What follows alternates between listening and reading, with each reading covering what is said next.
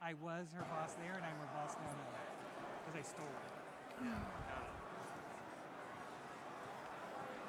This position. So you're in Cell phone off.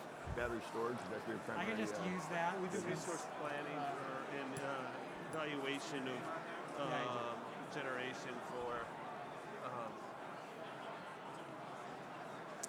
These independent are power producers as plush well as seats. utilities. Yeah. Okay. You know, a lot of I'm not gonna. It's a little big Well, I run a for, trade association of non-utility generators. for so a lot of- reclining in front of everybody. so like our customers looking next year. So I'm on or the Even LA at Energy 100 Review. project. Yes, Both of which are I took over customers. from Aaron Yeah, I'll Bloom. give you my card. And you know, you have big shoes to fill with him, and I'm sure you're fine. All right, if you could take your seats, please take your seats. We're going to get the next panel started. I am really happy to see all the collaboration, all the discussion, sharing ideas, but we need to take our seats so we can refocus on the next panel. All right, thank you very much. Yeah. I've got to watch it. The industry evolve. 1 minute or something.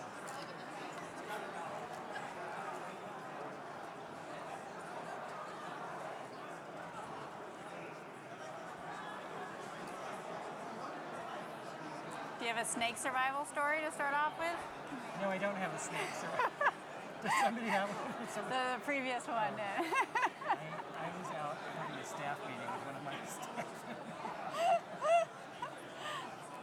Ryan, where are you from? San Francisco. Oh, okay. You didn't have that far to go.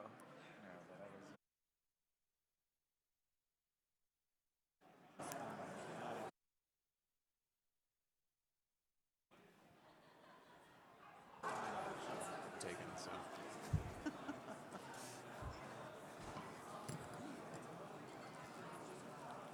But yeah, otherwise, it's a short flight.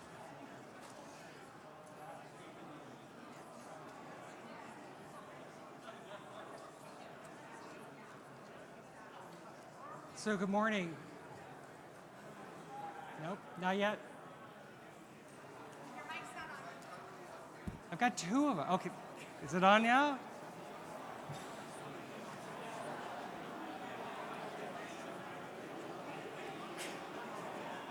All right, let's see if this is working. Yeah? Hi, Sherry. Okay, everybody sit down and stop talking. Or I'll whistle. All right, well, welcome back from coffee break. I saw a lot of good discussions going on. I was able to have some myself. I have to tell you, after you've been in the industry in California for a while, you come to an event like this, and I swear I think I've met almost every person in the room, and it's so rewarding to think of how we all interact really towards mostly the same goals. And I just feel really great when I look around and see how many friends are out there and how many memories we've had as we continue to try and, in the past and now in the future, move towards more power, better power, more reliability, renewable resources, and all the other challenges that we have ahead of us. So my name's Dave Wright. I'm the General Manager of Los Angeles Department of Water and Power and the Secretary of SCPPA. I thought of my first SCPPA meeting, which I swear is longer ago than most of you have been alive. It was great, and I've seen it grow, and it's just, to me, one of the most wonderful organizations there is. For our topic, the crossroads is how we define clean energy and how we get from a portfolio of fossil fuels to one that's more sustainable, cost-effective, reliable, and carbon-free. We're not really paying attention to that in LA. No, we literally in Los Angeles, this is our focus and our goal and what we're looking at. And I just want to spend a couple minutes speaking of kind of what we've been doing and where we're going. And kind of an analogy and what it looked like. Years ago when we were planning for our power resources, our transmission, distribution, reliability, everything, we kind of looked in a range. That range was about like this. What are we going to do? What's cheapest? Then in the last decade or two, we kind of started moving towards something like this. We are now at a place where we have to look at alternatives that are beyond my hands and try to bring them into a number of different regulations and goals, and we're all doing that. And sometimes it does send us into dark places we never wanted to go, if you will. But it's how we're looking and growing and meeting the demands of our customers, because really the demands of our regulators and our electeds are the demands of our customers. So really something to keep in the back of our mind. In LA, as you know, we recently, the mayor made an announcement that we had 1,600 planned repowerings of natural gas combined cycle units, and as we move forward, we're not going to repower those. We're not going to replace those with fossil fuel, and we're going to look at a number of different alternatives. What I really appreciated when that announcement was made was that the mayor and then 3 council members and our board chair, everyone to each one of them said, this is a really big goal. It's a stretch goal. The mayor called it basically a moonshot moment, meaning this is something that we're going to decide before we know how to get there. But they all said this is going to be one of the hardest things we've ever done, and that we turn it over to some of the smartest people in the industry and say, go figure out how to get it done and come back in about 18 months and let us all know. There is an extreme effort at LADWP to determine that, to look at everything we've looked at in the past, keep it in, throw it out, add new alternatives, look at really some of the transmission constraints, which are a major challenge that we've got to look at. Microgrids, I mean, everything is on the table. And staff, I know, will be working long hours, and as sometimes I think about my own brain, you'll be having like a ping pong or the old jukebox kind of balls going in your head. It's just going to be zinging around. But once in a while, it'll hit one of those dingers, and you'll go, yeah, I just won, and you'll come up with an idea that's amazing. So it's going to be a fun few years at LADWP, and then the building of everything and working with the legislature. I'll tell you just one alternative that's currently kind of being looked at is like 10-mile transmission line that should go under one of the freeways. So, you know, how would you build a transmission line under a freeway working with Caltrans, who of course is the most cooperative agency we've ever had, and as are us as utilities, you know. I mean, the things and alternatives that are being discussed, sometimes they sound so easy, but you know, you're going to close the freeway when you need to work on your line. There's things ahead of us that we just don't know where we're going to go and how we're going to do it, but we are. So my applause to every staff member that's doing it their own utility, and I got to kind of give a shout out to LAWP engineers. Have fun and bring me those results quickly.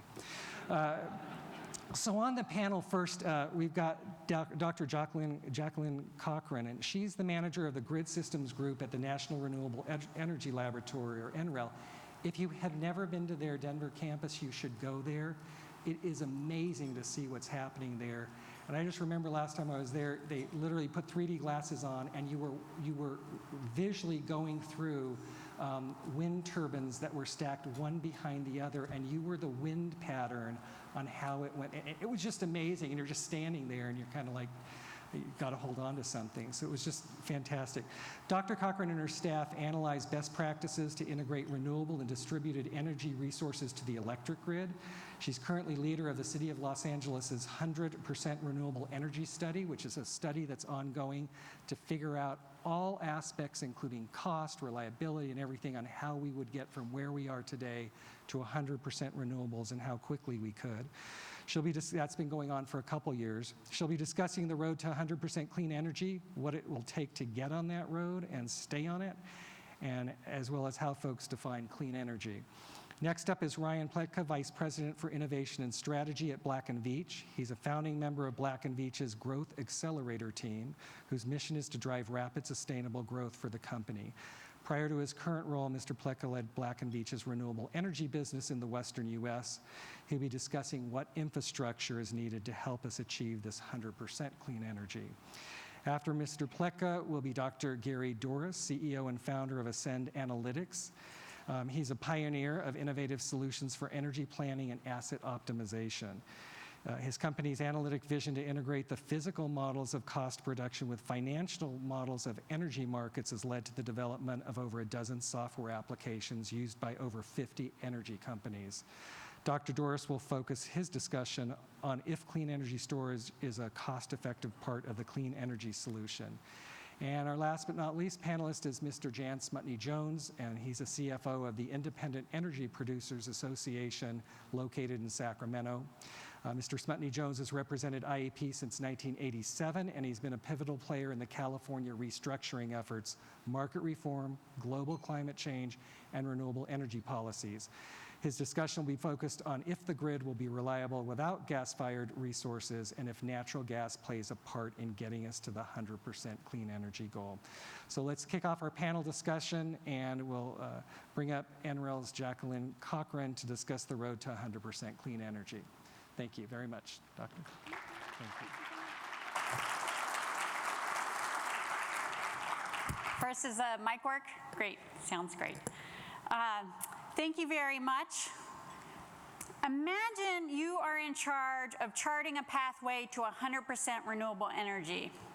One of the first things you might want to do is figure out what is 100% to clean energy. What does 100% clean energy actually mean? Because there are many different definitions of clean energy, and how you define it can impact both the pathway to 100% and that final generation mix. So on this chart, I show 4 different typical definitions of clean energy, as well as SB 100. And let me sort of talk through them and illustrate how they might compare. So with carbon neutral, we could have biomass, hydro, nuclear, wind, and solar, but we wouldn't have natural gas. This is in contrast to zero direct emissions, which you would exclude biomass and as well as natural gas. Now, if you were to do 100% renewable energy, you would exclude natural gas as well as nuclear. But 100% renewable energy with RECs, you would be able to use all of those. And with SB 100, it is a little bit of a mix. So the large hydro is not eligible until 2030, but RECs are allowed. And then after 2030, it's not yet fully established what the technologies that are eligible and how RECs are going to be treated. And another way these can differ is whether you're including losses in that denominator of what's 100% renewable energy.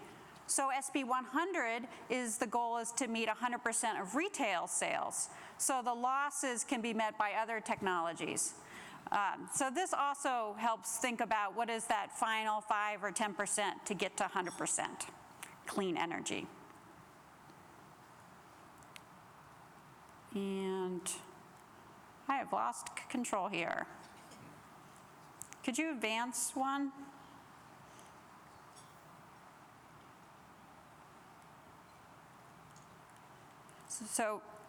So first let me take a moment to understand some of the challenges associated with that previous 100% renewable energy.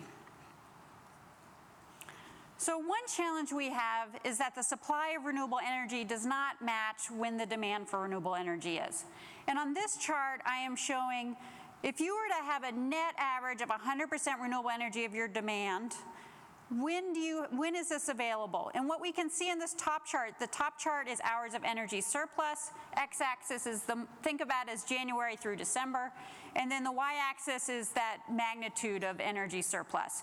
And the bottom chart is the same, but with energy deficiency. So the total energy surplus equals the total deficiency. And we can see the seasonal variation in the supply of renewable energy relative to demand. And the surplus, we have surplus scattered throughout the year, except for in the summer months. And on the deficiency, it's a little bit less scattered throughout the year, but very concentrated in the summer months. Which means that if we're aiming for 100% net renewable energy, that's fine, we're there. We can manage some of this with exports and imports or RECs. But if we are aiming for renewable energy at every hour of the year, we need to be able to meet these hours of deficiency. And as we're adding renewable energy in these times, we're also adding renewable energy at the hours of surplus as well. And this creates one of the economic challenges because the value of that renewable energy goes down during these times of surplus. We also see this mismatch on a daily basis. And here on this chart, we are looking at the green line is the demand for electricity. The orange line is the supply of renewable energy, and you can see that daily increase for this comes from the solar generation. And then the blue line is that net demand. And so as we add solar to the system, it's great for a little while in terms of meeting that peak demand during the day, but the more solar we add, then that peak demand shifts to the evening. And then we need other resources like wind or solar plus storage or geothermal and other things to meet that evening demand. But again, we have the same problem, which I can illustrate a little bit more in here, is that as we're adding more renewable energy to meet that peak demand, we also have more during the day when we're less likely to need it. And so here we're showing a chart of 65% renewable energy. And we can manage most of that excess during the day by storing it in Castaic in this LADWP example. But as we move to 95%, now we have this orange box, which is overgeneration, and we need a way to manage this. So our options are to store it, to curtail it, to export it, or to convert to something else, so power to gas, store it as hydrogen, for example. Or we could try to shift the shape of the demand curve to be able to better match this. So how 100% clean energy is defined shapes these pathways. And you can think through these questions about what matters more, the source of the energy or the emissions produced, which energy technologies count in the generation mix, are RECs allowed, does 100% mean at all times, or just net annually? And once we have these questions, then we can move towards, well, what are the strategies to meet that 100%? And here I list about 6 of them, and I will briefly walk through. So the first is new renewable energy, the wind, solar, geothermal, and so forth. We can also add transmission. I hadn't thought about under the freeway, but that's one example. We can help move things within the city. We can help improve the interconnections with neighbors and help diversify. That was a theme from Randy's presentation this morning, is being able to diversify your resources, which the transmission and exports can help enable. But this becomes a little bit more difficult in a 100% scenario if everybody else is also going for 100%. Because now everybody's got, in the West, has solar generation and the value of that goes low. So we don't have a good place to export that during the daytime. RECs are another possibility depending on the legislation. That would allow natural gas to help meet the extreme hours or maybe a contingency to help manage a transmission outage. And it can also provide regional flexibility in the sourcing of renewable energy. Storage, daily storage is manageable, especially for that daily mismatch in supply and demand. But it's much more challenging to have multi-day or seasonal storage. And curtailment reduces the value of renewable energy, but it still will likely be an economic option for the system perspective in getting to 100% renewable energy. And it can also help unleash creativity in what new sources of demand could take advantage of all this oversupply during some times of the day and year. And then finally, modernized load, like demand response or electric vehicle charging. This can help address the mismatch, but it is much more complex to implement. And so finally, I want to just leave with a demonstration of what one SCPPA member is doing to look at 100% renewable energy. So as David was saying, we are working, National Renewable Energy Laboratory, we are working with LADWP to create very integrated modeling. So looking at resources across the distribution and the bulk power system and optimizing this modeling to help look at different pathways depending on different types of cost and technology trajectories. And we are addressing the full suite of questions that the City Council has requested, determining what investments are needed to get to 100% renewable energy, what is the impact on jobs and economic development, and to understand the impacts to electricity rates, air quality, health impacts, and environmental justice. Thank you. There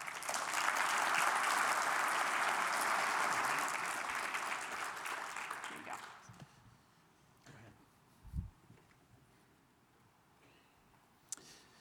go. Hello, I'm Ryan Plutka with Black & Veatch, and it's a pleasure to be here today as well, talking with all of you.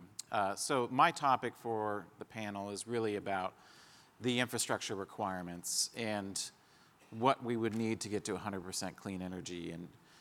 And I used to do quite a bit of work on planning and engineering work for renewable power systems. My role at the company has changed over the past couple years to be a bit more forward-thinking generally about infrastructure and what society needs. So energy is still certainly a part of that, but we're also doing a lot of work on transportation, next-generation food systems, and things like that. So part of what we're looking at is the intersection of these sort of big drivers for electrification of transportation, electrification of food, as well as how that overlays into 100% clean energy.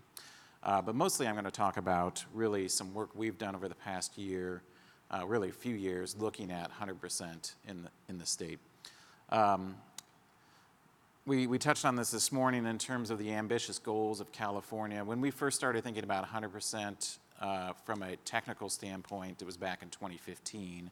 And at that point, it was really a coarse sort of thought exercise, just saying what would happen if the state even did think about this before really there was any legislation to consider it. Of course, now that's the reality we're dealing with at the moment.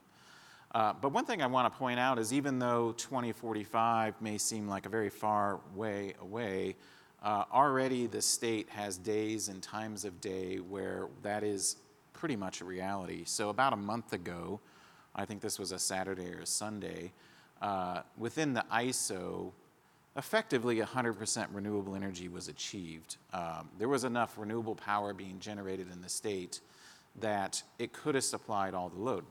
However, there was a couple thousand megawatts of nuclear online that we couldn't ramp down, and about 1,000 megawatts of thermal. So during the daytime period on this day, the ISO curtailed about 3,000 megawatts of solar and wind for the most part for about 8-hour period. So about 24,000 megawatt hours was curtailed on this weekend day.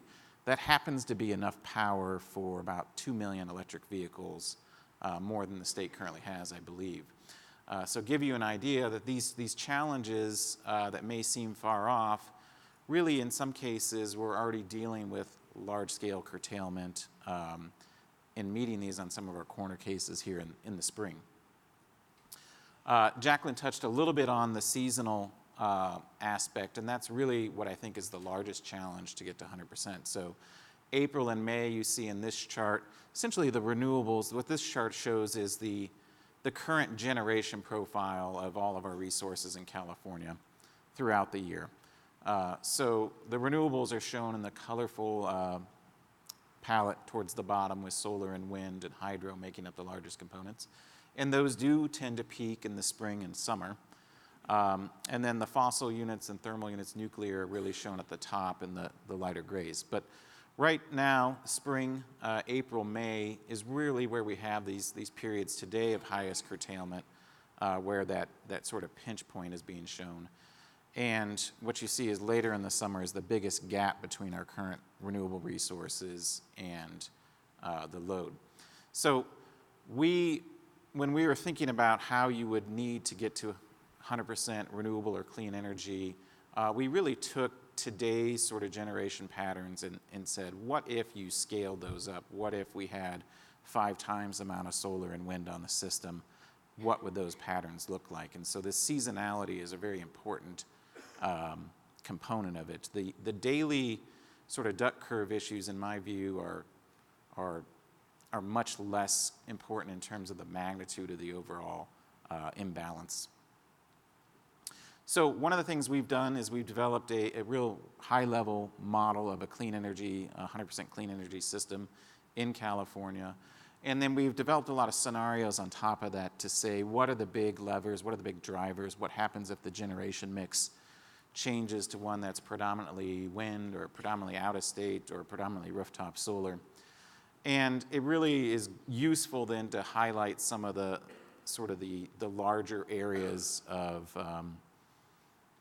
really exploration, really further things to dive into. And so it's meant to really be more of a sort of discussion piece rather than a technical model, and identify some of these large trade-offs that might be made in the future. So today I'm going to talk about 3 of the different ones that we looked at over the past couple years. One is a high storage scenario, and in this case you're building only the renewable energy.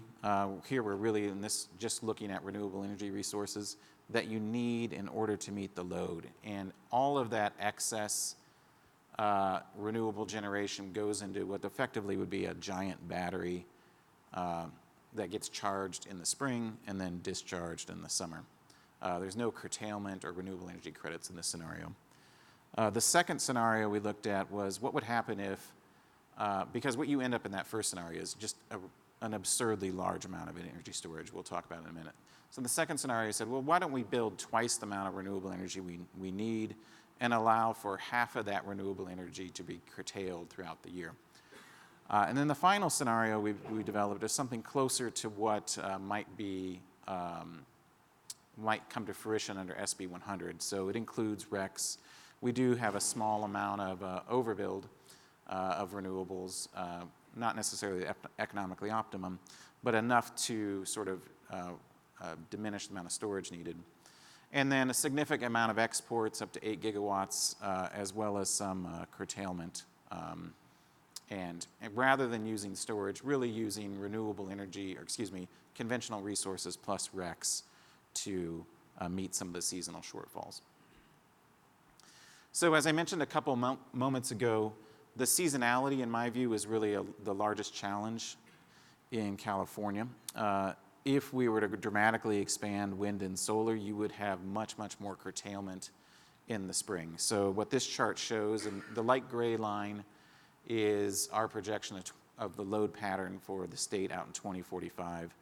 And then the yellow bar is solar, the blue bar is wind, and then additional renewable resources are shown below. So this is in that high storage case where we're going to have a lot of extra renewable energy in the spring, and we have deficiencies of generation in the rest of the year.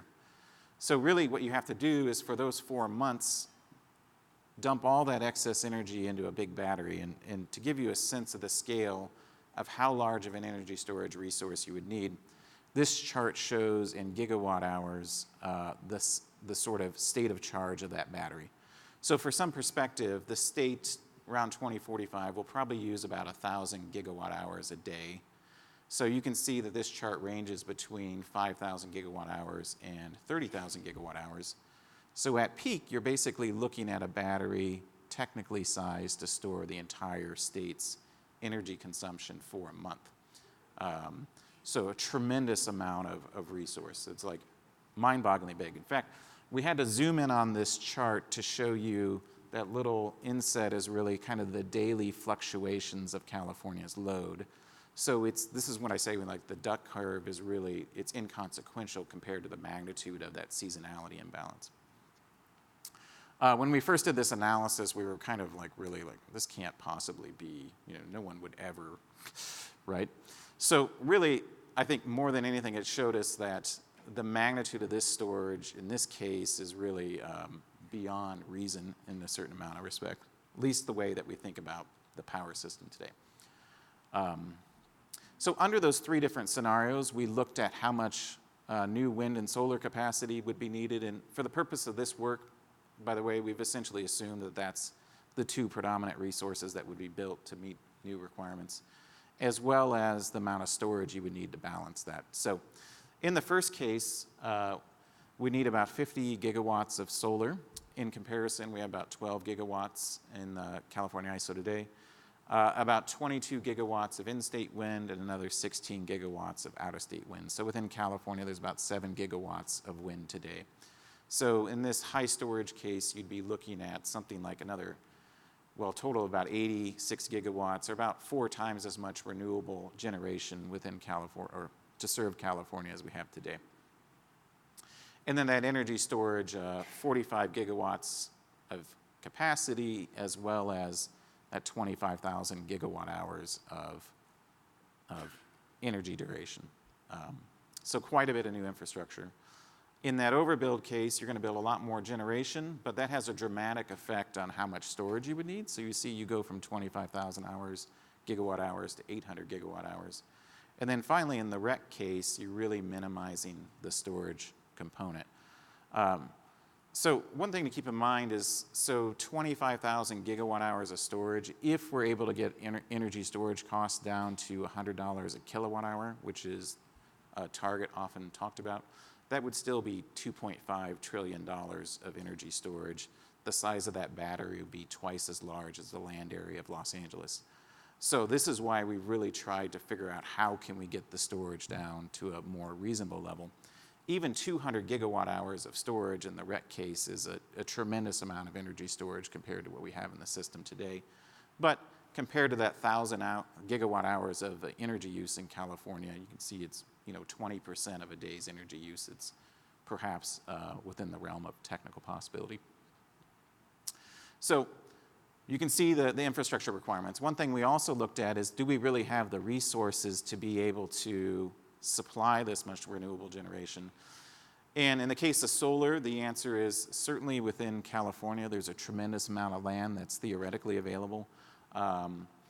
Something like 2,000 gigawatts of solar could be developed on all this land that we show here in the red and the orange, as well as on rooftops and parking lots in urban areas.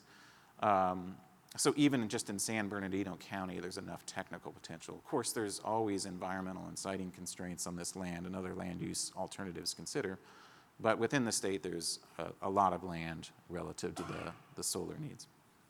Wind is a little bit different story. On the left side of this chart, we show the amount of technically available wind capacity in the state is really generally insignificant compared to the amount that you would need. So if you developed a lot of wind in Northern California around the Sacramento River Valley, generally an untapped area, that's probably the most significant resource left in the state, you could maybe get 10 gigawatts.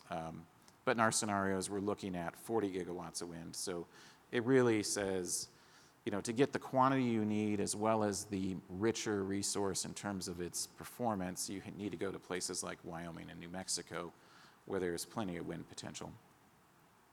So out-of-state wind certainly looks attractive in these scenarios technically. And then from a transmission standpoint, obviously to access something like out-of-state wind, you're going to need a lot of new transmission lines. Many projects, of course, are already under planning and development to bring that in. Within the state as well, you would need transmission, essentially reinforcement, what we see of the existing links, to really move around sort of the daily flow of that power. A lot of those things would be necessary anyways to meet load growth, but certainly additional links to help deal with the intermittency and regional variations within the state as well. Kind of in summary then, some of the challenges that we see is very similar to what Jacqueline was talking about. In terms of energy storage, our viewpoint is on storage is that batteries will be able to take us so far, but really we're making investments in longer term things like weekly to monthly storage options, such as using electricity to make either synthetic natural gas or hydrogen, and using our existing gas distribution system for that, or flow batteries, or even other alternatives that are still at the R&D stage. Certainly broadening the definition of clean energy to include other things would be essential to help make a more economically viable or approachable plan. Curtailment, export, basically everything that Jacqueline said we agree on. One other thing that we've recently extended the model to do is to say, beyond just a 100% clean energy scenario, what would happen if we did 100% transportation electrification scenario? So if you look at greenhouse gas emissions in the state, transportation sector is about 2.5 times the electric sector. So it's really a much, much larger component of our greenhouse gas emissions. Of that component, about 80% of that is on-road vehicles, so light duty, medium duty, heavy duty vehicles, most of which are passenger vehicles. So we're at the point now where there's plenty of options for your typical passenger vehicle to go electric, as well as emerging options for medium and heavy duty. So if you were to electrify all those on-road vehicles, that would add about 50% to the electric load in California. And if we maintain 100% clean energy standard to meet that new transportation, you would certainly need to scale up the amount of wind and solar you'd need.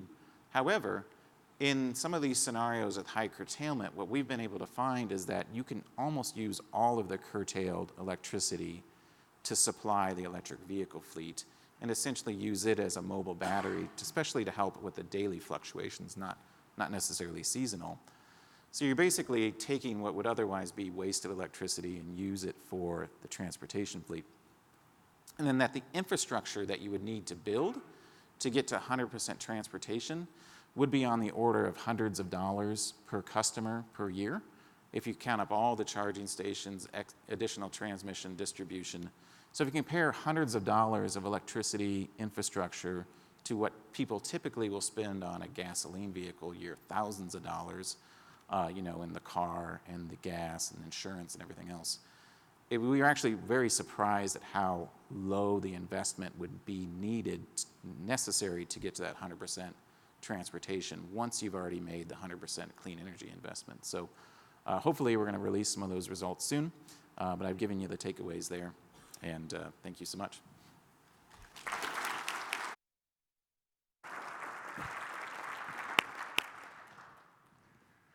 Good morning, I'm Gary Doris. I'm from Ascend. Presentation will come up in just a minute here. As they're loading, here's a presentation. We'll be talking about free solo today, the scaling of El Cap without a rope. No, actually, we're going to be looking at, this is a graphic metaphor between the physical and the financial. And the person in the middle is Ascend, and what we do is act as an analytic construct to understand how to get to 100% renewable in a modeling framework. And storage is the essence of what we'll be talking about, because that's the physical link to bring us to the economic reality of viable renewables at 100%. So we're going to talk about realizing the full economic potential of storage. Kind of dry subject, and I'm going to be going a little bit more granular the last two presentations. I apologize for that. There's a lot of value in understanding what's happening in today's power markets and how resources like storage can fit in and be profitable today. Just a bit about Ascend. We work with a fair number of SCPPA members. We're also known for helping Hawaii after their plan was rejected twice by the Public Service Commission to get a 100% renewable resource plan in place. And we're on the frontier of analytics around resource planning, portfolio management, and operations, as well as battery storage economics. So the thesis of today's talk concerns two components. One, we'll talk about new market dynamics, and the second piece will be on storage valuation. So what's happening in today's power market as we go towards 100% renewable? Well, we have increasing renewable generation, and that makes weather matter a lot more. There's a lot more forecast error when you have a lot more resources that are inherently intermittent. So renewables are causing what we call, as economists, structural change in power markets. So the supply stack of energy is switching from something that's fairly steady, thermal resources, to intermittent, inherently variable resources dependent on the weather. And that increased intermittency is causing volatility in market prices. And it's also shifting the supply stack to the right, causing declining implied heat rates, which is the price of power divided by the price of gas. Think of it as declining power prices. So through time, we're seeing increased volatility, declining average energy prices. So how do we realize the full value of this flexible generation storage under this new paradigm, and how do we value resources? So let's talk about the underlying market dynamics. This is just a snapshot of the Cal ISO. I understand a lot of people look at resources with respect to meeting load, and that position exposure is important. But in the end, everything, if you're an EIM participant or a Cal ISO member, is going to settle to these 5, 15-minute real-time prices. This is where the economic opportunity exists. Most people don't look at the sub-hourly 5 and 15-minute prices with good reason. It's kind of a pain, and why would you bother? I get that, but for storage today, this is where the value exists, and this is where the opportunity exists. It's new. The lens of yesterday, where we looked at resources to serve load, and load is relatively quiescent sine wave, that's behind us. We have now a net load minus renewables, that's inherently very volatile and intermittent. That's manifest in terms of these price spikes. See the real-time price in the 5-minute market in orange going up to $1,000 or $800, and then dropping. The green is the day-ahead price that we're all used to, the hourly market, relatively quiescent. On average, the green roughly equals the orange. The green's actually usually a little bit higher on average. But where there's value is in tackling those high price spikes. So you can think of a storage asset as responding to those spikes. And when the price spikes exist, the storage asset's on. It's going to tackle them. When it's not on, it could be, well, charging or perhaps furnishing ancillary services. The importance of price spikes is something that we can't be overlooking in terms of valuing storage. 1.5% of the time represents 22% of the average price and about 30% of the cost of serving retail load. So if everything in the end kind of settles to this real-time prices, 1.5% of the time, is there a physical asset that has the attributes that can serve as a hedge, like battery storage, for example, and chase those spikes? Where do the opportunities exist for storage? Certainly in chasing spikes, providing ancillary services, and there is a little bit of day-ahead shift from the belly of the dock to the head of the dock, so hourly movements. But today, the most economic use of storage isn't tackling the price spikes. Fundamentally, what we're seeing in terms of the supply is we're seeing a shift to the right of the supply stack as more and more renewables enter the system. And that is causing a lowering of the average price of energy, but also displacing some of the more steady resources and inducing this volatility in prices. So we're all familiar with the duck, right? And the belly of the duck dropping the implied heat rate on the Y2 axis, and in the late evening or early and late evening hours, the head of the duck. This causes a differential in price, let's say, of $30 a megawatt hour. Maybe you can make a battery work there. It certainly wouldn't be economic today at all. 4 hours of charge, 4 hours of discharge, not going to drive the economics at all of storage. But those $1,000 price spikes do.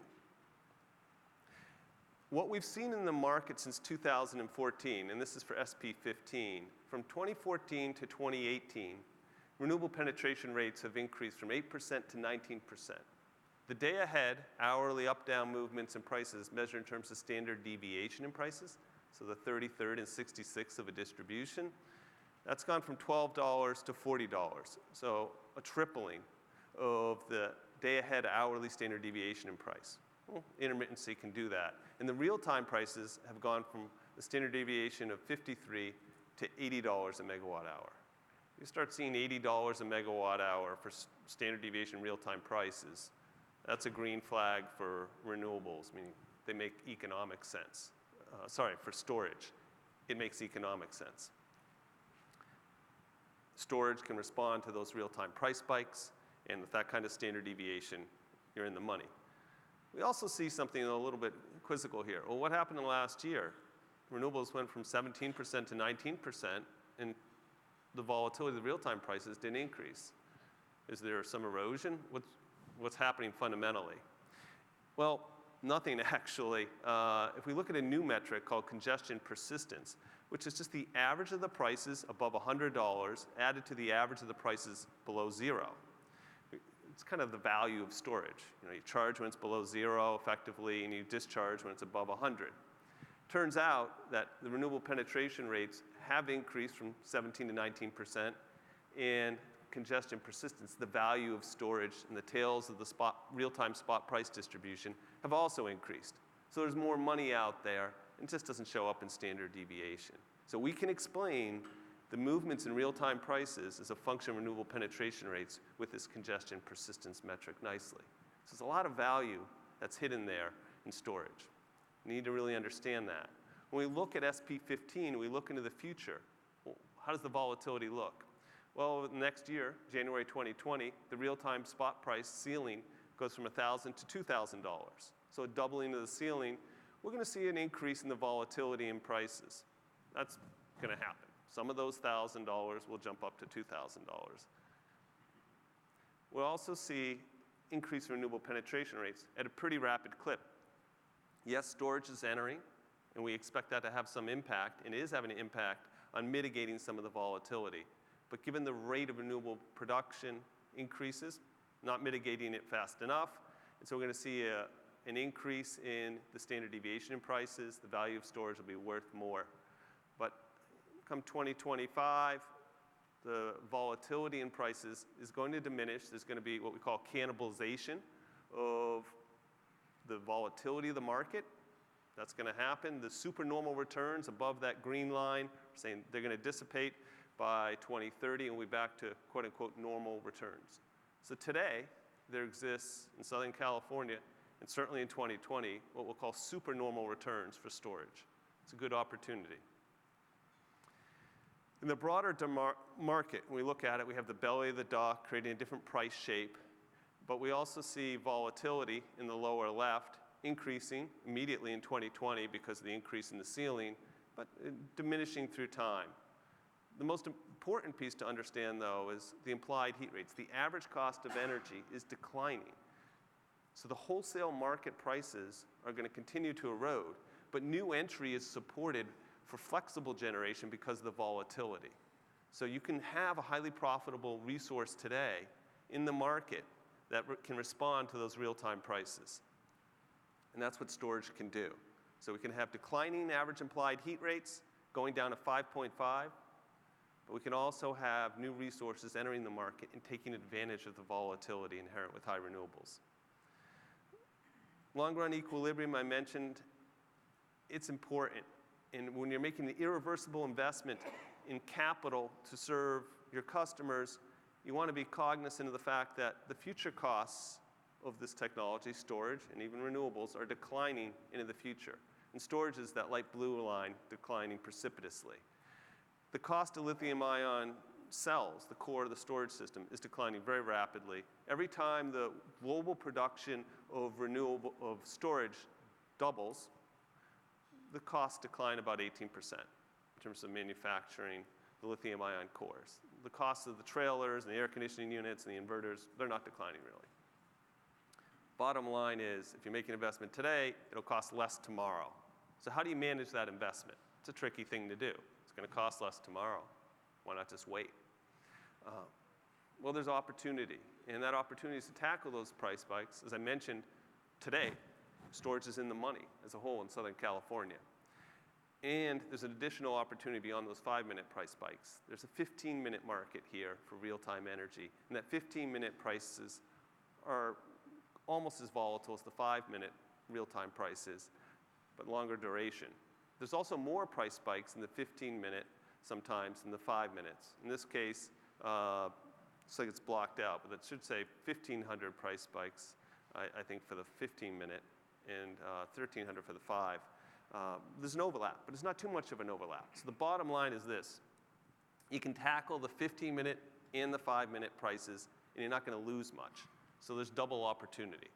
That's great. So storage today, bottom line, makes sense. Looking at it with respect to real-time prices, it's not something we're used to doing in resource decision analysis, but the market's forcing us to look at this. So how do we profit from these new market dynamics? That's part B of this talk. Bottom line is this. Short duration storage makes sense. Get the interconnect, get the trailers in place, and you can always add more cores, lithium-ion cells, to increase the duration of storage. So short duration, think of it 1 hour, maybe 2 hours, makes some sense. You can add the other couple hours to get to 4 down the road. When we look at this, and I'm sorry, it's a little technical, but when we look at this in a modeling framework, it's something called a multi-pass model structure. And the idea is this: don't cheat. If you know the price for tomorrow, well, you'll know exactly how to run your storage asset, and you'll be overstating the value. So it's important to have imperfect foresight, but yet look at the sub-hourly dynamics. And we do that first with the day-ahead pass, and then an hour ahead we're looking at submitting an offer to the ISO for the 5-15 minutes, and then dispatching real-time 5-15 minutes, managing the state of charge. So it's maximizing profits for the day-ahead values. If you're in the ISO, even if you're out of the ISO, there's some day-ahead unit commits that you're making, and then there's the real-time. If you're in the EIM or ISO, you have those obligations to submit your hour-ahead offers. How do you do that most economically without cheating? Subject to the battery limits, efficiency curves of the battery, and ISO market rules. So this is a fun problem. You know, a little over 50 people in my company. I have 15 PhDs and a lot of software engineers. And this has been, let's say, a blessing to them. They love the challenge. So renewables have an ancillary benefit to quant geeks, I guess. And one of the other things that we're looking at is how do we take the fundamentals of the market and its changing dynamics and translate that into future conditions. All right, we've tamed our foresight, we're not cheating, but what's happening? And what we're seeing is there's more volatility, and we look at that in terms of price spikes. The count of or frequency of spikes over $100 would be a spike, and the red is negative and the green is positive, and the darker green is over several $100s a megawatt hour. What we're seeing is the first quarter of the year, there aren't too many positive price spikes, but a lot more negatives. And as we roll into the summer months of July and August, you see a lot more green, and that means there's a lot more positive price spikes. So this is seasonality of spikes. This is what you'd expect. We have surplus, you get a lot more negative. We have shortages, you have a lot more positives. So that still exists, even from today into 2030, just the count is a little higher. But in the long run, the count can't be going on inexorably. There is going to be cannibalization. And so when we look at storage and how it's going to operate, we're going to look at a 1 hour, 2 hour, and a 4 hour storage system. We see the highest rate of return on the 1 hour system at about almost 30% IRR. That means roughly a little over 3 years in an average node in Southern California, operating storage makes sense. And even if you're in the EIM, you still have a cost to serving spin and regulation. So it's a shadow price of production, and that needs to be factored in even though you're not facing the market directly. Storage, 1 hour makes sense down here. 2 hour, 25, 26% IRR, that makes sense. 4 hours, a little more questionable. I think the strategy of building something at the 2 hour duration or 1 hour duration and then adding to it could be economically the path forward. This is new. These new price dynamics are creating the opportunity. And it's real today that you can make money from storage if you operate it cleverly in the market. And think of it in the sub-hourly context as that highly flexible real-time hedge. Storage is that physical link that brings us to the financial positive of a high renewable portfolio. This is an example of a customer that has a lot of solar in the system, and they want to take the solar and combine it with storage and shift from the peak hours when the sun's at its zenith angle to the late afternoon hours when they need the energy and it's the most expensive. So shift from the belly of the duck to the head of the duck. There are two ways of doing this, and you've probably all heard of this, ITC compliant or non-ITC compliant for storage. And what this means is simple. A closed system receives the ITC or the investment tax credit of 30%. So all the solar energy charges the battery. There is no connection to the grid in terms of the storage asset. It goes directly from the solar right into the battery. This is what I call electrical veganism. All the energy charging the battery is pure. It's from solar. There's no contamination from the grid. If we look at the open system, we have charging from the grid and from the solar any which way. And there are combinations in between.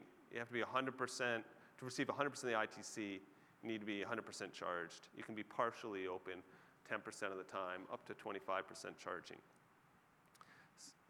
Bottom line is, do open systems make sense in a highly volatile market? It depends on the node you're at. Everything is very LMP specific in storage, and it's something that really needs to be examined. But we generally find that closed systems have a lot less flexibility and ability to respond to the price signals. It also diminishes the capacity value of the asset. In this case, the open system is about 23% less valuable on an annual basis than the closed system. Sorry, I said that backwards. The open system is 23% more valuable than the closed system. Well, that would suggest 30%. In 1 year, you get 23. Probably going to go with an open system, given all the other values. And it's over the first 5 years. So clearly, open system could make more sense. Chasing the ITC can be useful, but you have to evaluate it. And if we look at storage on its returns per kilowatt hour for storage plus solar, and just how's that battery component fare, shorter duration makes more sense. That's clear. If you have a little bit open in your system, you can actually furnish ancillary services in addition, and that's more valuable too. So where the battery's not doing much, at least have it do some regulation or 10-minute spin.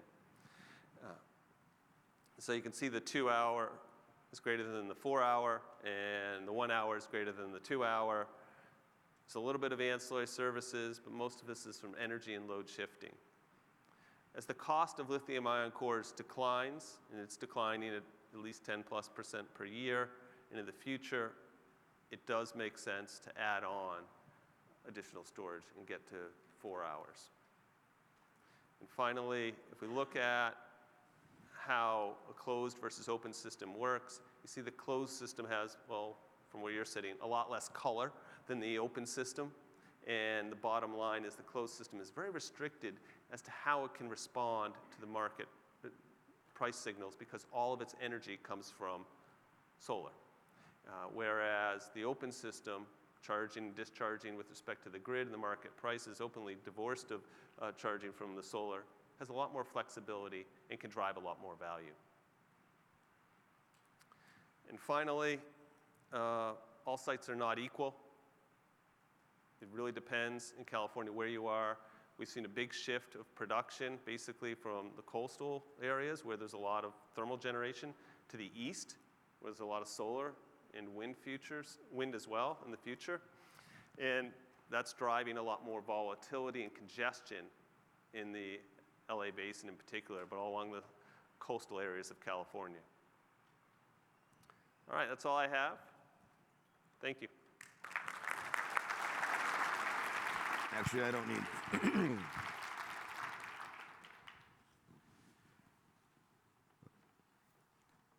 Hi, I actually do not have a PowerPoint, so I'm somewhat pointless here.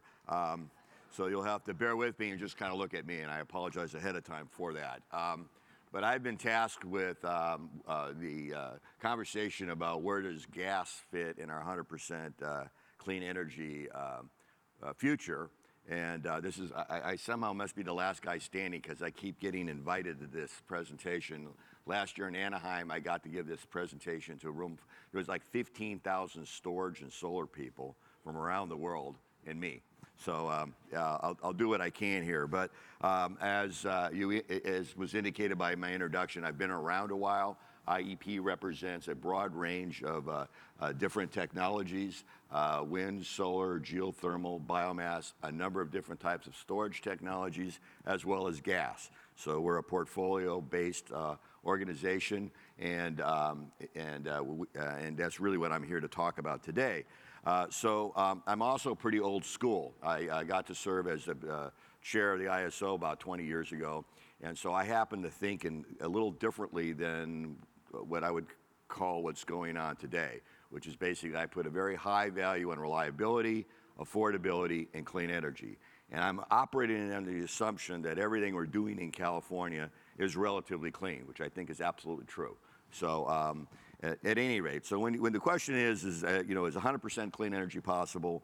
Well, it depends, and I think you heard some presentations earlier today that I think captured that very well. It depends on what you mean. And as we talk about bills, even the author of SD 100 was never quite clear, was that 100% renewable, was that 100% clean, what does it mean? And then you're supposed to all figure it out for your utilities.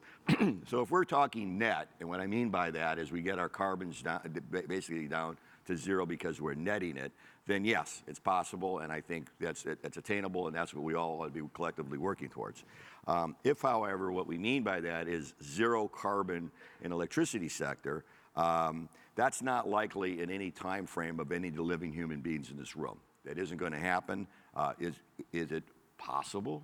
I suppose so, but not when you factor in reliability, cost, and physics. And I think that, from a policy perspective, a political perspective, and the fact that you people run utilities, money matters, and how things operate matters. And there's a lot of really interesting stuff going on that we need to be incorporating into our systems, but we have to be smart about it. I think obviously it's a very important. The electric sector basically adopts a model of carbon neutrality because there's a lot of other other sectors of our economy that are really dependent upon electricity, and being able to move them forward is of high priority. This industry, the electricity sector, has been highly successful in lowering our carbon profile. Okay, it's somewhere around 30% below 1990 levels. But the fact of the matter is that it has been trending that direction for a while, notwithstanding the fact that we shut down San Onofre Nuclear Generating Station, which, say what you will about it, was carbon free. So that's great progress. Other sectors are lagging behind. Transportation actually has increased by 2% since the last time they came up with, CARB came up with their figures. So we need to obviously be doing more in other sectors. The energy sector has been successful, again, utilizing a portfolio approach. We have significant energy efficiency gains we've made. We have to state that always as Californians. We're better than everybody else on energy efficiency. There, it's been said. We've obviously rapidly developed renewable generation in the fleet. We modernized the gas fleet, and more on that in a minute. And we gradually weaned ourselves off of coal. Today, we have a very small amount of resources are coming in from coal-based resources, and that's taken about 10 years to get there, and I think we'll be 100% there in another 5 to 10 years. And so at any rate, this portfolio approach has worked, and it ensures reliability and I think, again, tolerable costs, and I think that has to be key in all this. Again, measuring progress is like where, in 2008, which wasn't that long ago, there were 300 megawatts of utility scale solar in California, most of it in Kramer Junction to the north of here. Photovoltaic prices at a utility scale were somewhere in the neighborhood of 50 to 60 cents a kilowatt hour. And that was reality then. What we saw is a rapid decline in PV prices. So in 2018, you have 12,000 megawatts of utility scale solar and another 6,000 of distribution, most of that rooftop. And the wholesale price for utility scale solar generation has dropped about 3 cents, and I hear numbers that are even lower. So, I mean, obviously this has had a significant impact on how the energy markets work. And of course, it raises the issue of what happens when our energy markets are flooded with zero marginal cost energy. How are we designing our markets around that? That's a bigger question, and I'm not going to answer it today. Wind, you've seen a similar drop in prices, and you saw a slide earlier today about the importance of being able to access out-of-state wind, which operates perhaps in different wind patterns than we have here, and is very low cost because it's very high capacity factors. So there's been a tremendous success there. In the natural gas world, the energy crisis, when it came, most of the fleet we were depending on had been around a while. We had not developed new gas in a long time, and basically between 2000 and 2015, we basically, through the Energy Commission, licensed somewhere in the neighborhood of 16,000 gas plants, primarily combined cycle and peakers. That displaced over 20,000 megawatts of Eisenhower-era technology that was there that needed to be shut down, the other because it was old, or much of it was being driven by once-through cooling. So that's moved, and that's been successful as well from the standpoint of increasing the efficiency of the system by about 20%, lowering emissions. So the question is there natural gas in our future? And this is where I'm supposed to say yes, drop the mic, and walk off stage to applause. So yes, you're not quite dead yet, to quote Monty Python. There's no question, and you saw the charts earlier, very good presentations about the fact that solar has displaced gas in midday. That's pretty obvious from the facts that are there. The peak has shifted, obviously, from 5 to 9. If we were having this conversation 15 years ago, we were all worried about what was happening in the middle of the day. We apparently don't need to worry about that most of the time, and hold on to that thought. Because seasonally, if you watched, and this is one where I probably needed a PowerPoint, there's ramps at the ISO certain times a year that's 15,000 megawatts in 3 hours, okay? And we don't have that level of battery storage right now. We meet that right now with gas plants and imports, okay? And so, and a key issue, and this was referred to in one of the earlier presentations, is how much of the imports that we currently count on today can we count on in the future if Washington and Oregon and other places that we are importing power from are also going to 100% renewable or clean or whatever else. So these are issues we haven't had to deal with before, but they're there. But that ramp is very significant and very important. And what we looked at over the past couple of years, the gas fleet is contributing somewhere between 100,000 and 120,000 gigawatt hours a year to basically keeping the system reliable. There's a E3 study that is going to come out soon. It was done by Calpine, so I'm going to let them pitch it themselves. But it's very interesting that what they're basically estimating, and they have a whole slide deck on assumptions and whatever else. But they're assuming that if we're getting to like sort of 80% below 1990 levels by 2050, you're looking at retaining somewhere between 17 and 35 gigawatts of gas plants. Okay. Now, caution: the capacity factors of those are very low because you're only operating them certain times of the year or certain times during the day. So the question there is, this makes obviously reliability, resource adequacy, whatever, a significant challenge. So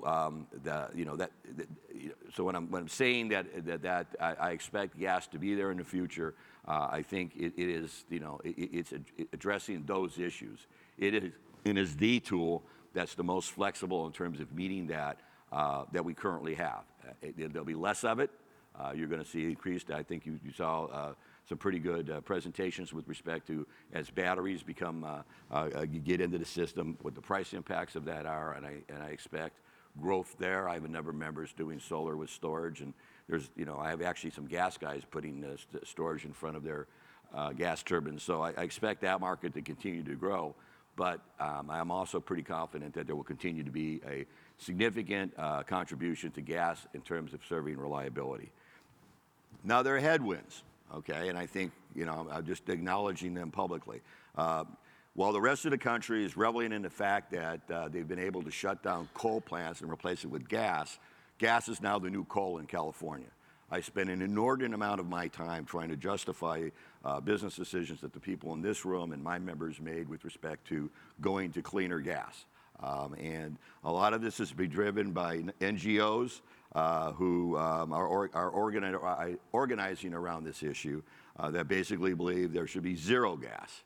And not only should there be zero gas, they should have the opportunity to decide which one of your gas plants gets shut down first.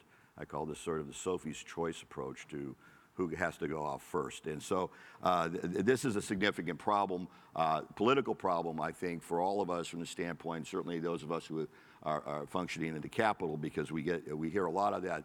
This year there's fewer bills that directly go that direction, but it took a lot to push those bills back last year because of this sense. There is a significant, I've been thinking about this as carbon vanity. Okay, so for some folks, it's very important for California to say we produce electricity with zero carbon, and it's an important talking point for them. And this also permeates the political discussion. And again, this is where it gets confusing of what do you mean by zero energy? Are we talking net, or are we talking actually zero carbon? A lot of people believe it's zero carbon, and this is a significant challenge for us. Because that once that kind of sets in people's brains that that's possible and doable, then it becomes an interesting problem. The other issue, the factoid that's floating around because it was repeated enough, is that apparently all the gas plants were built in environmental justice communities, which isn't true. There are gas plants in environmental justice community, but there are also power plants in communities like Carlsbad, Huntington Beach, where I grew up, Manhattan Beach, and even Mandalay Beach, where the Puente plant got axed by the Energy Commission, where the closest house to that power plant was a $1.3 million beach house. Now, I know I'm Southern California. You folks don't probably realize that wealthy people like to live near the beach. So all those plants that are being repowered are obviously not in low-income neighborhoods. And the impacts of gas plants, and a number of you own them, obviously you're continuously monitored by the Air Quality Management District. You have to have offsets, and those impacts are more regional. They're not really site-specific. So yes, there's emissions, and they go up in the air, and they cook with the sun, and they turn into smog, and then it's a problem, which is why you're required to buy offsets. So again, that's where we are there. And the other is the use of cap and trade. Now, my organization supported AB 32, which was the original cap and trade bill. We also supported SB 1368, which dealt with the carbon emissions from power plants, which, by the way, were always below what, always above what the gas guys were doing. So we were fine with that. The cap and trade we assumed was sort of an approach to getting neutral. Okay, the idea was if you emit sufficient amount of carbon, you got to, you have to enter the market and pay. And the assumption that we always used is that was basically paying the value of the carbon, and that the state, in their wisdom, was spending that well for lowering carbon. And I mentioned this about a month ago in a public event with somebody from ARB who said, well, no, that's not actually how it works, because we're not really tracking if your contributions to this fund are actually lowering the carbon profile, which shocked me, because I kind of thought, well, spend the money as you will. That's not our job. We'll pay into it, and we'll carry on that way. So the cap and trade issue, and that's been popping up too politically from the standpoint of in Sacramento, will continue to be an issue. But our argument obviously is you will continue to have fossil in the mix, and it's going to be important that we have a way of addressing whatever residual carbon is being emitted in the atmosphere with things that actually work. So that's a key thing. The other area that is shifting is the direct energy resources and microgrids. This is also, if you haven't figured it out by now, I'm not the coolest guy in the room anymore. If I ever was, my kids never thought I was. But at any rate, apparently all of your customers want to live in microgrids and be prosumers and sell each other electrons to charge up their electric vehicles. And this has taken over, particularly at the PUC, an inordinate amount of time and energy. Now, it's important to note that microgrids are important, and for specific applications, they work quite well. However, I'm a SMUD customer, and I don't want them to spend a dime on trying to create a microgrid for my community. My neighbors are free to put solar up on their roof if they want to, but I'm not interested in buying electrons from my neighbor Mario, who I exchange zucchini and tomatoes with in the middle of summer, but I'm not interested in getting into energy trading with them. So at any rate, so I think that the issue is also shifting into The people in this room aren't cool anymore either, because you're serving your communities with wholesale power. I knew we were in trouble when I was driving through Davis one day. Davis is a small city-state up near Sacramento. That's housed by a number of really nice people. At any rate, it said, just say no to big solar. And I'm going, okay, here we go. Not only do I represent the gas guys, now I represent big solar. So go for it. And I'm sure the battery, it will be attacked for batteries shortly. But at any rate, the point is that, the argument that we've been able to drive the price of electricity, the price of generating electricity down. And that's a positive, that's a wholesale issue. So I'm speaking to you as a Costco guy. You can go across the street to the airport and buy a bottle of water for $3, or you can go to Costco and buy a case for $3. And I think that we need to be thinking about that, because the vast majority of Californians cannot afford to put solar on their roof because they may not own a roof, and are really not in the situation to be doing that. So it's up to us, who are basically generating and delivering that electricity, to make the case for the future with respect to a wholesale future. And I realize that we will continue to see DER, and I'm not opposed to that, but it has turned into the automatic response to where we need to go future. So finally, we're going to need to also diversify we talked a little bit earlier today about storage. Obviously, right now there's a heavy emphasis on lithium ion. We need to be looking at other battery chemistries that are out there, other technologies, and in terms of meeting our future needs. There's a lot of talk all of a sudden about pump storage. Now we have an IRP process in California, Integrated Resource Plan, that's supposed to identify the need for resources going forward, particularly very expensive resources. And right now, that IRP, at least in the PUC, is not showing the need for pump storage. I have members that do pump storage and are looking at market opportunities to continue to be in that.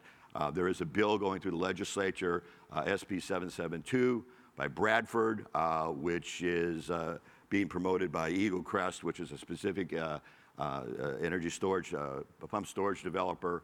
There may be some others, projects that are floating around out there. But it's really important that if we're going to make large investments in our future transmission, because this is going to be storage as a transmission asset, that we're smart about it, and that it's part of an overall plan. And the legislature isn't sort of dropping in and going, hey, we got another really great idea for you, do it this way. Because I think the cost associated with this and the impact it has with respect to how people interact with the ISO and others is going to be important. So that's my political commercial. Finally, and just a closing, I have generally a very positive perspective on the future. I mean, my association's been dealing sort of with the climate change question since the early 90s. We did a study back then and identifying the impacts of the energy sector on climate, or CO2 in particular. But we view this also as electricity is going to be needed for other places to meet the needs. Obviously, transportation, buildings, and you heard a little bit earlier about hydrogen. You heard a little bit about also needing to think about how we're going to get a sufficient amount of water for 50 million people in California. You can do that by water recycling and desalination, which are both energy intensive. And I'm a believer, if our biggest problem we're facing is that in the middle of the day, we have an oversupply of free energy, that we ought to be able to be smart enough to figure out other things to do with that. That seems to be a kind of a good problem to have, and one we should all embrace and try to address that. So reality is climate change is a real threat. It's there. I think, frankly, unfortunately, we're going to get more into an adaptive state.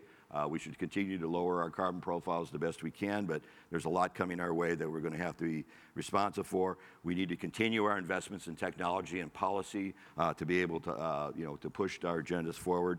And we need to keep focusing on reliability and affordability, as we develop additional clean energy. As I said earlier, I think everything we're doing is, getting us to a carbon neutral perspective. But anyway, those are some thoughts I had, and I appreciate the invite to SCPPA. I work with your folks in Sacramento, and you got a good team up there, and I look forward to working with you all and talking to you in the future. Thank you.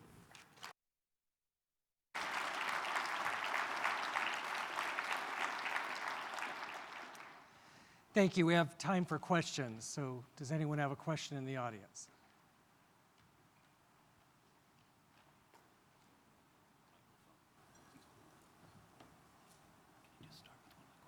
Certainly.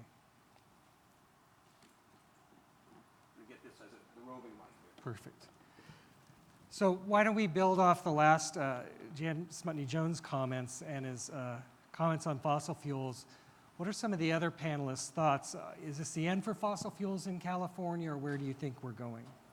So any comments or thoughts? I don't think we are reliant on it. We're a creative country and can come up with many different ways of envisioning our power future, but I'm not the one who's ruling it out either. So I'm with the National Renewable Energy Lab, so we sort of look at all possibilities, and I could see both futures. I think, you know, from our work, we see that it's really technically probably possible to have a 100% renewable clean grid. Economically, may not be the best thing in the near term, particularly if you look at things from a carbon equation. The magnitude of opportunity there is in the transit sector for electrification and decarbonization there. If we have a limited amount of dollars, and we do as a society, you can probably get a lot further with decarbonization and transit than you could, say, the last 10, 20% of the electric sector.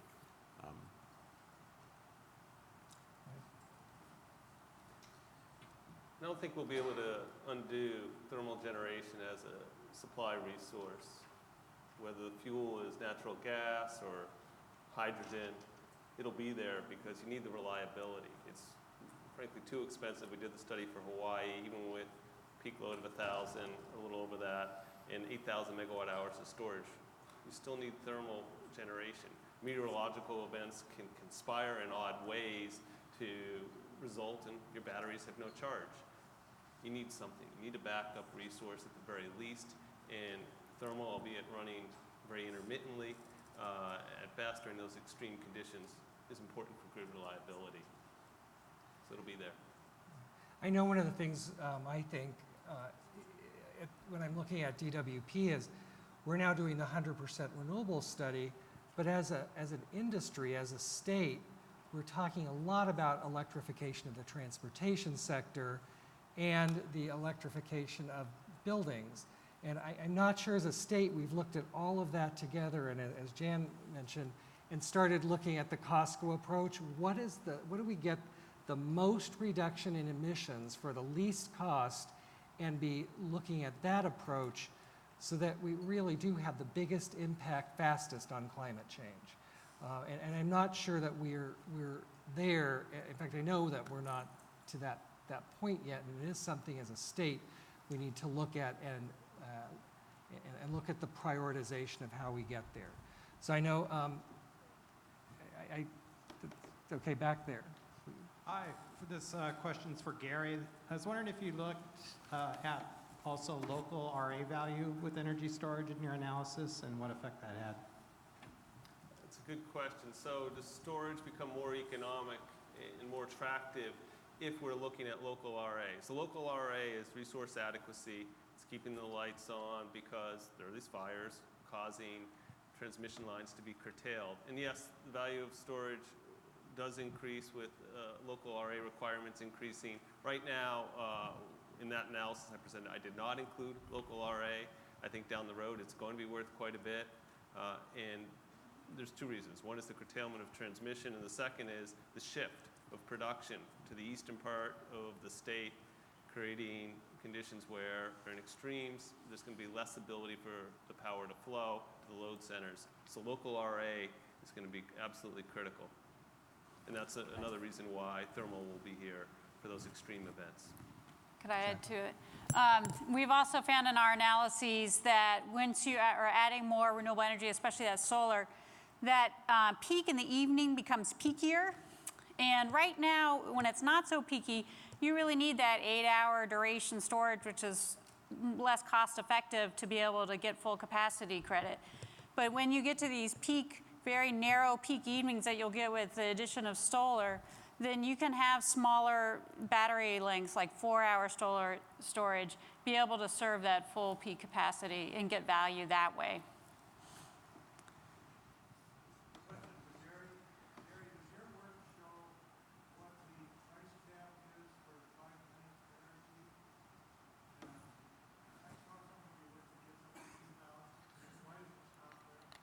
Can you repeat? Yeah. So the question is, do we incorporate the price cap? It was viewed that there's 1,000 today, it's going to 2,000. Is that included? Why does it stop at 2,000? Well, 2,000 is the current price cap in 2020, or say the current price cap is 1,000. 2020, it's going to 2,000. You do have to justify prices to some extent when you start going above 1,000. So we expect not all prices, let's say above 900, to double, but we do expect a good portion of them, about 25%, conservatively to double. The reason it's held at 2,000, and that's the FERC-approved ceiling. If you look at the ERCOT market, Texas, the ceiling is $9,000 a megawatt hour. So they're sending a very strong price signal for flexible generation. And frankly, the rest of the country is following ERCOT in terms of copying that price signal. So it's very clear that flexibility is realized in the energy market and valued. Why is ERCOT's price cap at 9,000? Because Texas is a little bit different view than perhaps other markets, and their history is a little bit different. They're more a libertarian state, and they really want the market price signals to be very loud and clear. They don't have a capacity or an RA requirement in Texas. It's all market driven. So the only way to get that price signal is to have a very high ceiling. So you've all talked about a pathway to potentially 100% renewable or 100% emission free. None of you have talked about the pathway to 0% use of natural gas transmission system and infrastructure, and what those cost impacts might be to the consumer, including electric consumers, to get to zero. Can you share some of your thoughts there? For me, that's the multi-billion-dollar question, because the reality is you need to continue to maintain your natural. There's a lot of talk about we're going to shift all the buildings in California. We're going to electrify all of them. So your water heaters are going to come out, and the new electric water heater, you get to rewire your house and put an electric water heater in. I don't think anybody's quite ready for that, but that's what's going to happen, or at least that's part of some people's plan. But in order to do that, that's going to take multiple years to do that. And what do you do with the gas infrastructure in the meantime, which needs to be maintained? And my gas bill in Sacramento, I'm a PG&E customer on gas. I spend much more, I think, on pipes than I do on the natural gas product itself. And I think that's going to, it's almost like, you're going to replace your car next year, but it needs new brakes. Well, you're going to replace the brakes simply because you can't drive it for another year with bad brakes. And we're going to have a similar situation in the gas world, because I think that's there. And again, I think that, when the people who live in West Los Angeles or San Francisco realize that, the state of California is going to take their Viking range away from them, I think there'll be a reaction to that won't be very positive. So. Okay, unfortunately, that was our last question for our panelists, but they will be around the rest of the day, so feel free to ask some questions. But let's give a hand to our 4 panelists and our moderator.